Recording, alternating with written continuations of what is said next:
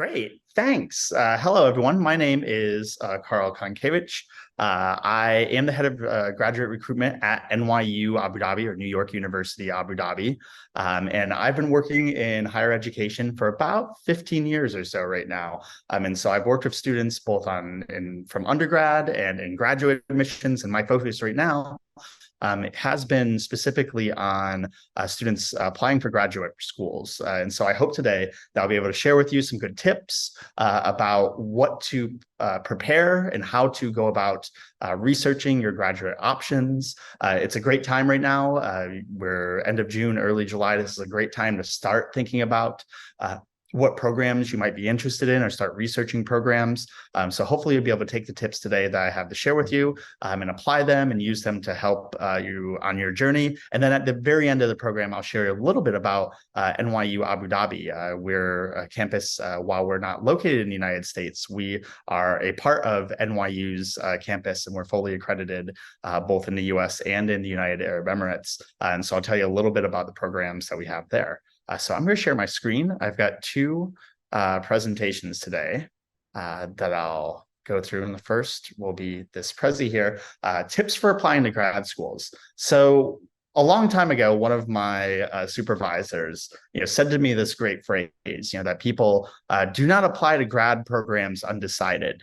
And so you might think back to when you were applying to undergraduate schools. Maybe you didn't have a major yet. Maybe you didn't know exactly what you were going to do. But you were trying to just apply to maybe the best school possible for you. Or maybe there was certain things about the location, or maybe there's a few different areas of study that the school had.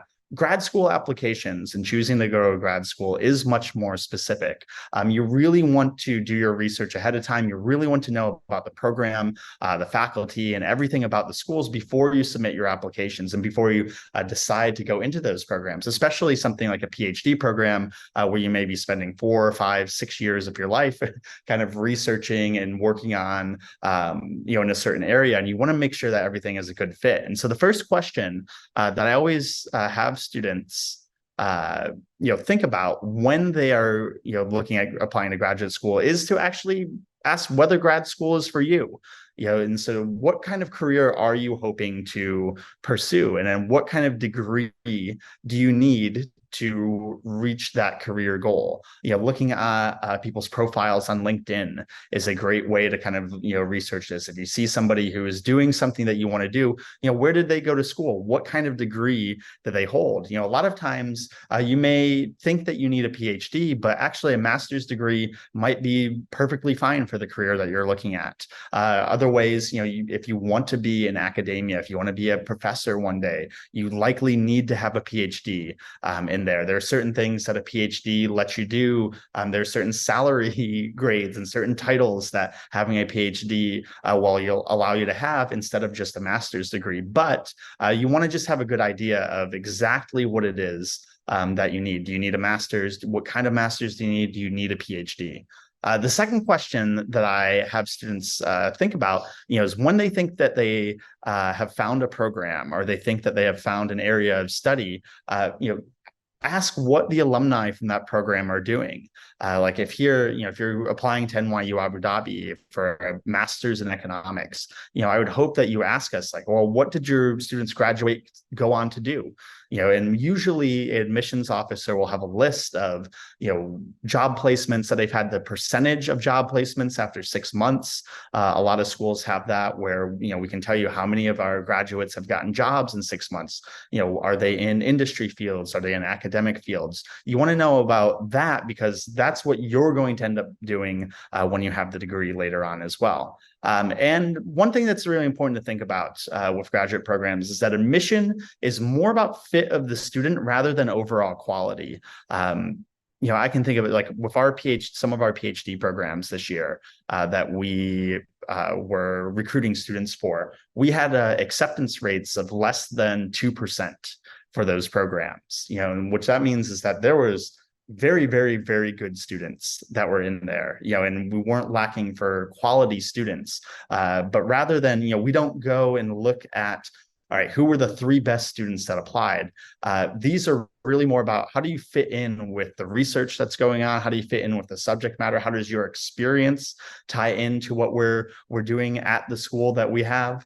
So you want to think more about that. It's not like undergraduate schools where when you apply, most of the times they're just saying, oh, these were the best 100 students that applied or the best 1,000 students that applied this year. It is a little bit more nuanced. It's more like applying to a job, especially at the PhD level for those programs. So think about that as you are preparing your applications. Oops, wrong way. Here we go. One thing that's important for, especially in PhD, but I would also say at the master's level, is actually contacting faculty and learning about the research that is going on at the institution. We're going to talk about statements of purpose a little bit later, but being in contact with faculty is important. One thing to note is that faculty don't always take new students every application cycle. I know with our faculty and our programs right now, they may take students maybe once every other year or maybe every 2 years that are in the program. And so you want to make sure before you submit an application, if there's only one faculty member that you may want to work with, or one faculty member who is teaching classes that you want to take those classes while you're in the program, make sure that they're actually going to be there and make sure that they're actually taking students for the application cycle that you're applying for. And then when you apply, it's important to mention these specific faculty and the research in your statement of purpose. Like you want to talk about what about that institution is exciting to you? Like what is it that's making you want to apply to that school in particular? That, it's not just, oh, I love chemistry. Like, what is it about the researching chemistry at that school that is getting you to apply there? The next thing you want to do is make sure that you're confirming the application requirements. In the US, most schools require TOEFL or IELTS for international applicants. And those tests you need to sign up in advance. It can be, it's usually not difficult to be able to do that, but you need to figure out the time that you want to do it. You may want to take the tests twice, same thing with the GRE and the GMAT, which are tests on there. And so, trying to plan ahead for these. One thing that you'll want to check is, are there any possible waivers for programs? I know for all of our programs, if you complete a undergraduate degree or a master's degree where the instruction was in English, you can get a waiver for TOEFL or IELTS for those applications. And so you want to check on that before you go and take these tests, where you may have to pay a fee to take those, and you don't want to take the test or pay those fees if you don't have to. The GRE and the GMAT, I've seen in a lot of US schools, there has been a decrease in how many programs are requiring the GRE, but there's still a lot of programs that do, especially programs in computer sciences, engineering, some sciences as well. So you want to check ahead of time to see, do you need to take that test or either of these tests? And if so, try to schedule it early so that you can take the test, see what your score is, and have enough time to potentially retake the test in case you didn't get the score that you want. One thing that's important right now is to work on your CV. Most applications require that you submit a resume or a CV with your application. You want to make sure that is a good representation of your experience and what you've done. If you can work with, if you're still in an undergraduate program, try to work with your career center to get your CV kind of updated and make sure that it looks good. And then the last thing is all programs usually require some references. And you want to make sure you give your referees plenty of notice. I know for me, when we have these applications, we oftentimes cannot review them until the applications are complete. And so if you submit your application, say the night before the application is due, and you haven't told your references that they're going to be contacted, and then all of a sudden the reference gets an email like, oh, I didn't know I had to prepare a reference letter for my student, it can delay us reviewing your application. And you always want to make sure that everything is in as closely to the deadline as possible. So make sure that you let your references know well in advance that you're applying for a program, what program you're applying for as well. And in for us, I know most references, we do want them to be academic references. We will take employment references. Most places will take employment references as well, but academic references, so professors or people who worked with you in your undergraduate or master's programs, are the best sources of references for most of these applications.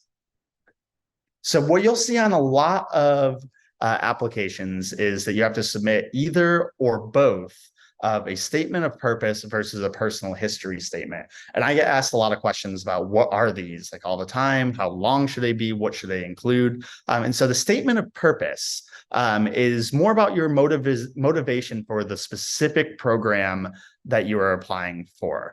So why would you say, if you're applying at NYU Abu Dhabi for a PhD in biology, like why are you applying for a PhD in biology, and why are you applying for a PhD in biology at NYU Abu Dhabi? And as I said before, this is where it's very important to mention the kind of specific research and faculty at the institution that you're applying to. You may require, sometimes the applications do require very detailed plans about a research topic. Others are a lot more general. I know for our applications, it is very general. We don't require that you submit kind of your dissertation plan or thesis plan, but certain programs do that. And so you'll want to research that and look at that up ahead of time. And in the statement of purpose, you do want to talk about your present and past work and how it has prepared you for this program. Now, that is different than the personal history. So personal history is how your personal background has influenced your motivation for grad school. And so these are things like your educational background, your family background, cultural, socioeconomic, your personal experiences, gender identity, community and outreach services, being a first-generation college student, like all of these different things you can talk about in your personal history. So that is more about you. It's not quite like an autobiography. Like we don't need to know everything about you from the time that you were born until the time that you've applied for here, but just what are important factors that have led to you wanting to pursue graduate education in general. And then all of these statements should be less than 2 double-spaced pages, unless it is told otherwise. Sometimes you're given a certain word limit. It may be higher or lower than what 2 double-spaced pages is. I know sometimes we have statements where the word limit, it's 1,000 word limits or 500 word limits for certain things. And you always want to, make sure that you are respecting any of those limits. Do not we are not impressed if you submit twice as many words for that. Like there's a reason why we put those word limits there. We want you to keep things kind of short and easy for us to read. And so the important thing with all of the application requirements is that, you want to prepare in advance, and this is recommended, 6 months before the deadline. And so right now is a really good time to start kind of planning and pulling all of these things together, to start working on statements of purpose, to start working on your CV, to get your references right. Who are going to be your 2 or 3 references that you have for the program? Which that brings me to my next point, very important, know the deadlines. Most PhD programs in the US have December deadlines, and some of them are even earlier. I know one of our programs has a November 15th deadline for that. And this is much earlier than what most programs in Europe have for that. I know I get a lot of people who email me in February or March, like, hey, I'd like to apply for your PhD in computer science. It's like, sorry that the application deadline was December 1st for that program. So you just know that the US usually runs things a little bit earlier in that. And then master's programs are usually a little bit later than PhD programs. They're usually in January or February, but it's not uncommon to see some December applications for master's programs. I know NYU's engineering programs, their master's programs, I think the first deadline is in December. And so you want to just make sure that you're checking on those, check on those now if you think that you're interested in a program. Sometimes the deadlines are posted in September for a lot of programs in the US. So check on the websites, know when you need to submit everything by, and it's important that all materials are due by the deadline. We don't want you to say like, oh, can I have another week for my statement of purpose? Or, oh, I'm taking the IELTS 3 weeks after the deadline. Like, no, you need to make sure everything is in at the time that it says. And if you don't think that one part of your application can be submitted by that deadline, make sure you contact the admission office there as soon as possible so you know what to do, just to make sure that your application is still going to be reviewed. So a few more additional tips. So a lot of times, I've talked a lot about knowing about the research that's going on in the program, knowing about the faculty, knowing about the classes, but don't forget about student life and kind of where you'll live as well. Like you might look at a program and be like, oh, everything looks great here. But if you've never been in the middle of Wisconsin in winter, that can be very, very surprising if you've never felt cold before. So you want to look at, what do students do, on campus? Is there a city nearby? Is there, so a lot of universities kind of have university towns that are nearby them as well that help support student life. And then what do students do on campus? Is there a graduate student council that helps facilitate programs? Is there ways for you to kind of meet other students very, very easily? You want to also ask if you can work while you're in the program. This is something, some schools do have some positions that are available for international students that you might be able to work a few hours a week, maybe 10, 15 hours a week. I know that's something that we have. And then there's also, if you are studying in the US, you may be eligible for kind of OPT and CPT opportunities. And this is for kind of internships or for work either while you're in the program with CPT or after you've completed the program with OPT as well. And then another question, what is the work placement from the program? Do they have a career center? Like I know with our programs, we have a dedicated career counselor that works just specifically with our graduate students, and he's helping them with prepping for interviews. He's helping work on their CVs. He's arranging panels about careers in academia, bringing employers to campus. Check out the university's career center, see what it is that they do for their students, and then how good are they at getting their students jobs afterwards. And then lastly, that's on here, how will I finance my degree? Different programs have different kind of forms of finance. A lot of PhD programs, some of them can be fully funded. Some of them come with stipends where you'll be paid while you're doing the programs. Others, you need to fund yourself. Tuition costs in the US are traditionally much, much higher than they are in Europe for a lot of the programs. And you'll notice that being an international student, you might have access to small amounts of scholarships, but you might not have, you definitely won't have full scholarships for a lot, especially master's programs in the US. PhD programs, a lot of times they will offer full funding for those for certain areas. I'm thinking sciences and engineering, STEM programs, and a lot of the other, say social sciences, PhDs, things like that. But you want to check and see, are you going to have to pay for the program? What is the cost?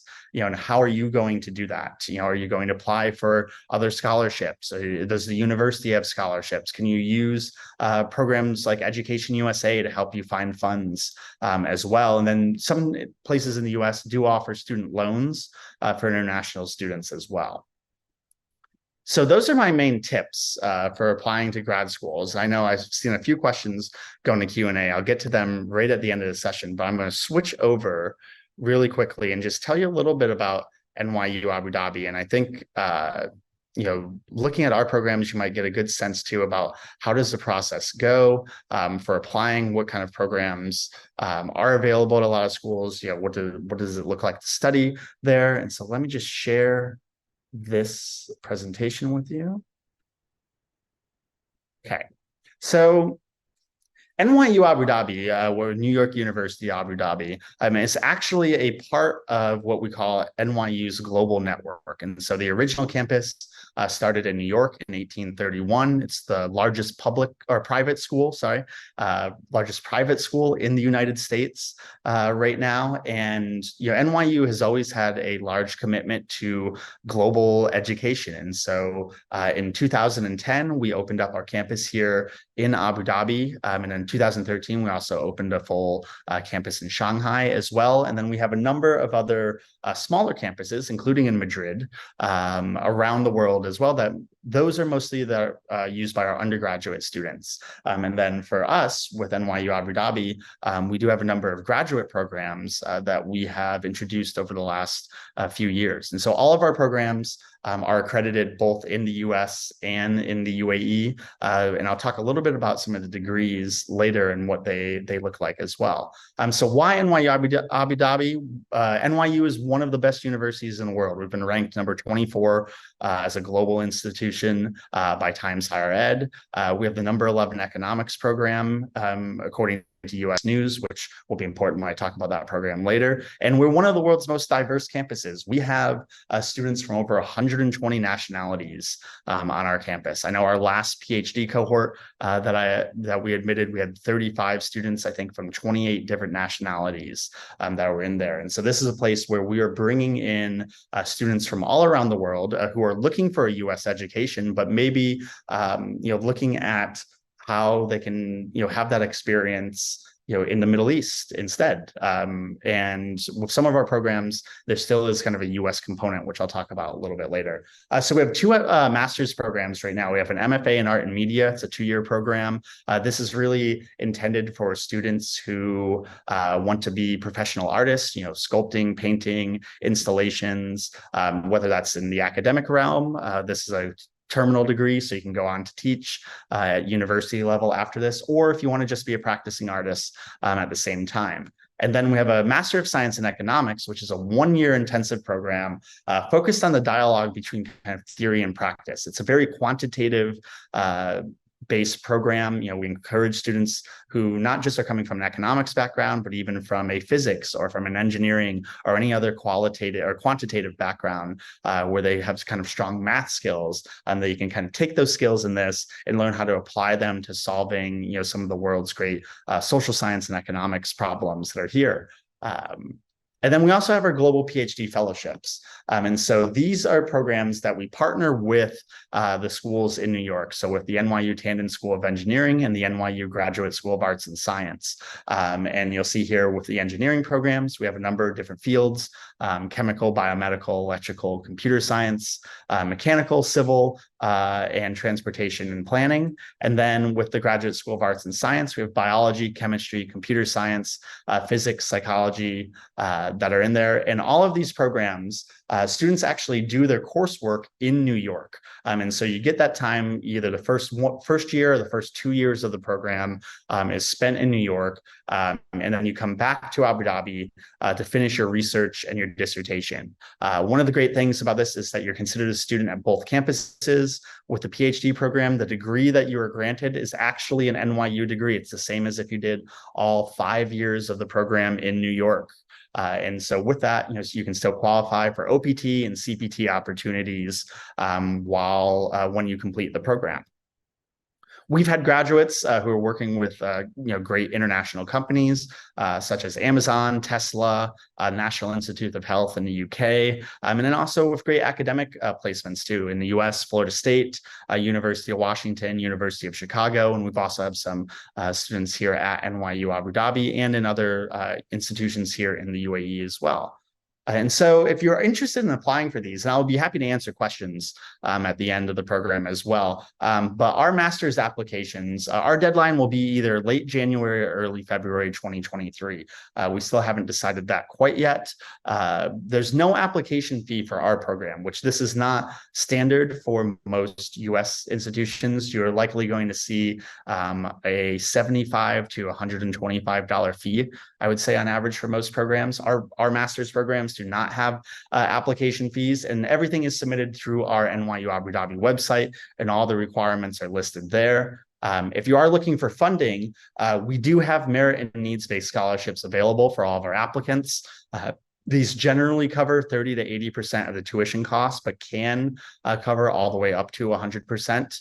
We do offer limited teaching and research fellowships while in the program, so ways that you can kind of earn a little bit extra money. And then we have on-campus housing available for all of our students as well. For our PhD applications, these are due December 1st for most of our programs. Some of them are a little bit later, but most of the programs are December 1st. And these, instead of applying through NYU Abu Dhabi, you actually apply through the NYU New York partner schools website. So either NYU Tandon or NYU GSAS, and there'll be a box on the application that will indicate that you're interested in the Abu Dhabi campus.